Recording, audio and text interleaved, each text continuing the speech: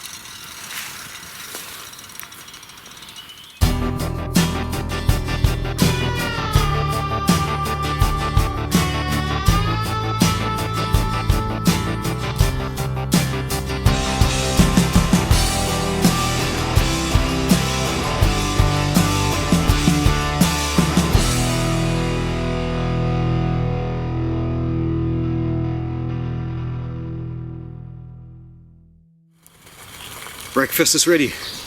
Yes, go ahead, indeed. sir. Here goes nothing.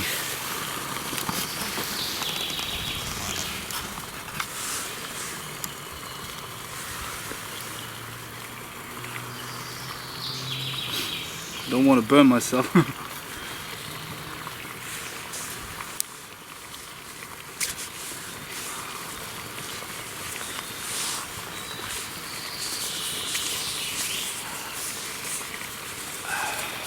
How does it feel?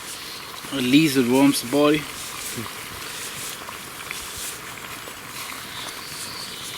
It's all better than nothing. Exactly.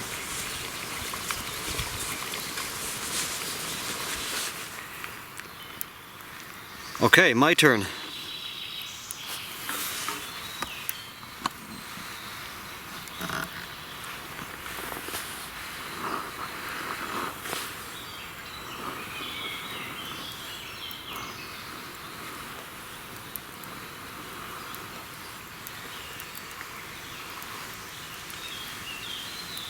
Oh, yeah.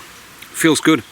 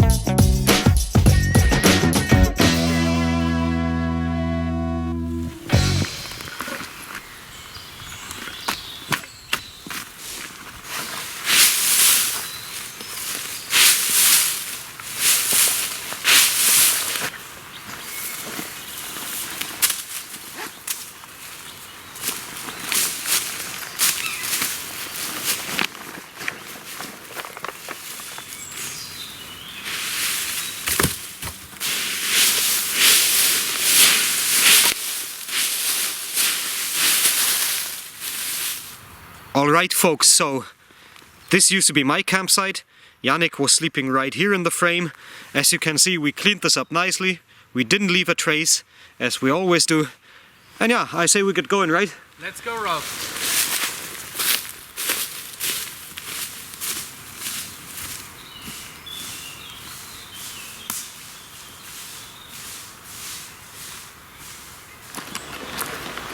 Here's an update on my current condition. I am really exhausted.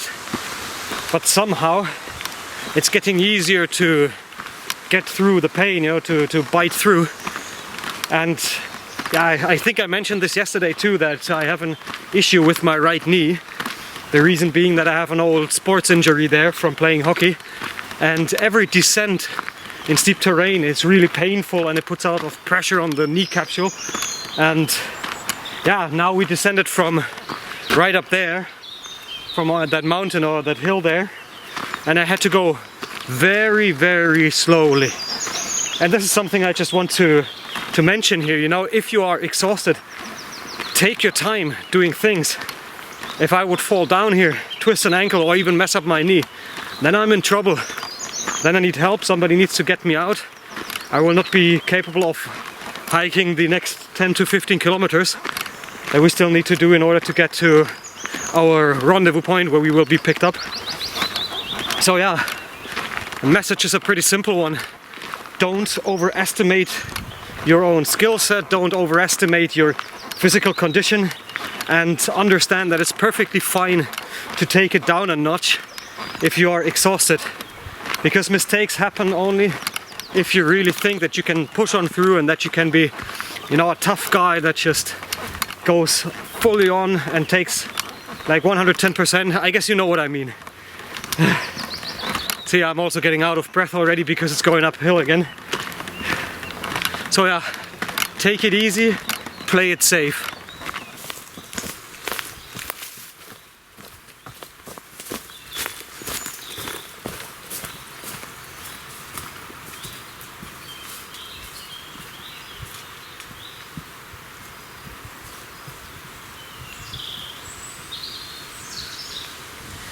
Here's another nice find, wood sorrel or oxalis, and for now we're just looking for food that we can snack right from the foraging, because we don't have a possibility to cook the food that we find. And yeah, I'm just gonna take a handful of these and then just eat them. As you can see, I just got myself a small amount of this plant, simply due to the reason that wood sorrel contains oxalic acid, oxalic acid, right? And this compound actually can induce vomiting, which in a survival situation in which you don't have a lot of water can be really, really problematic. Besides that, it can also damage your liver and your kidneys in bigger amounts. So I just leave it for what it is. Just a tiny bit like that. And yeah, this is just a nice little refreshment. It has the taste of lime, kind of like a citric taste to it. It gets your saliva going and it's really, really refreshing.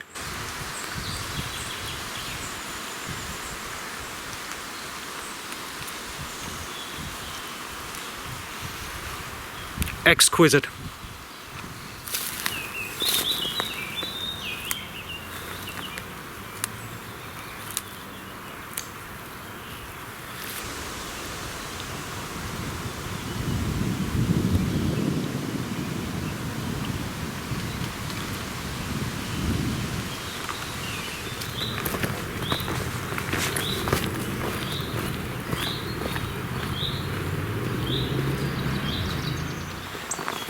Here's another little tip for you guys. If you have a narrow trail like this one, right, and you got a lot of grass on the sides, make sure to stay in the middle of the trail and walk down in the middle to avoid getting bitten or stung by ticks. This is an ideal breeding ground for ticks. They will attach to the top of the grass leaves. I will show you this in another shot. Just make sure to stay in the middle of the track in order to minimize the risk of actually getting ticks onto your clothing and then also onto your skin.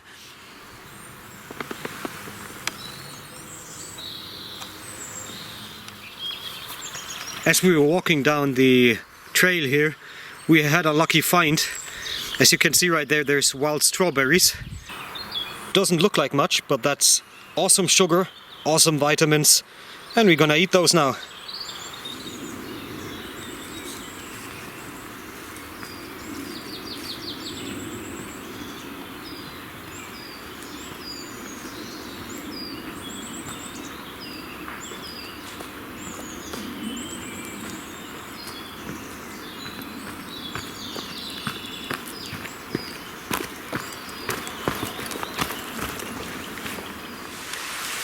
And those are the moments that I wish that I knew more about mushrooms. Unfortunately, I don't know what kind of mushroom this is. If you do, please leave a comment. I'm gonna leave these and we continue on our way.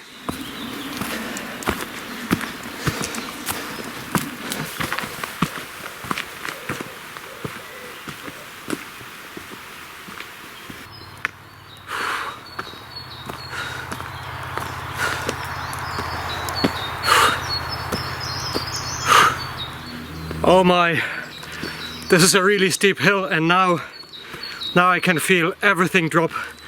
Blood pressure, circulation, the breathing is pretty heavy, and the headache is back.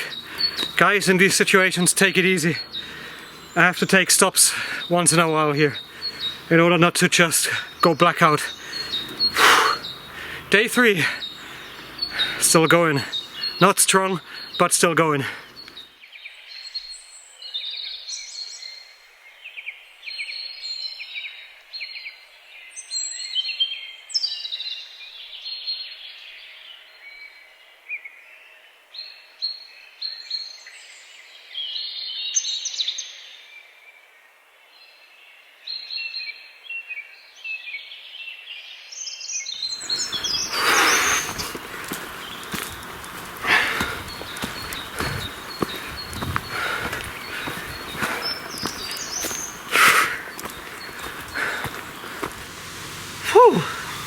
We're taking a break right now. That ascending part right there, my god, super exhausting. You have to really watch your step, simply due to the reason that the focus is gone, the blood pressure is up. I can feel my veins pulsate right here, like it's just going boop, boop, boop, boop, boop, boop. And I'm really close to feeling dizzy. You know that if you feel kind of like whew, but you're not fully dizzy, that's an indicator that you need to take it down. That's why we're gonna sit down here, wait for a minute or two, and just get our heart rate down so that we can continue at a slower pace. It's really important, don't make mistakes in such a crucial phase right now, because again, it's day 3. You saw what we ate so far, and it's really challenging, so don't overdo it. And that's also what we do, we don't overdo it. And we also, nice to mention, would be we sweated a lot. Yeah. It's like this. It's a very steep inclination, yeah. And I'm sweating. My head is totally wet from it, and so we lose too much water. We don't have any left. Yeah, maybe one sip, but yeah, you have to be really careful in these cases. But hey, as I said before, still going, not strong, but still going.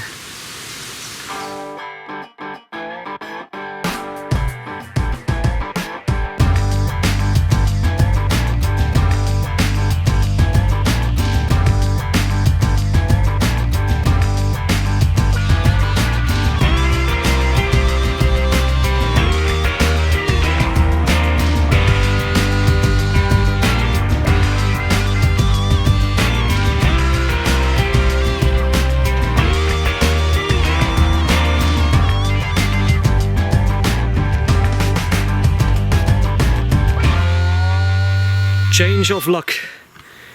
We wanted to get some water right here because we're super thirsty, and then we spotted this sign. It says contaminated waters, avoid contact to the skin, not drinkable. So this must be from some kind of creek that comes down from a factory, or I don't know. But yeah, that's a bummer. You see this, first you see the creek, you know, you think to yourself, water, we can refresh ourselves. And then this.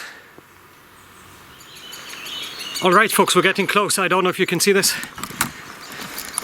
There's a bridge right up there. That's our pickup point. Let's get going. The last kilometer. Woo.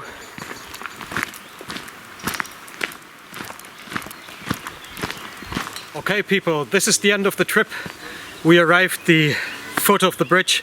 This is our extraction point, our pickup point, and Yannick just passed by the local kiosk there at the 7-Eleven, and look what we got.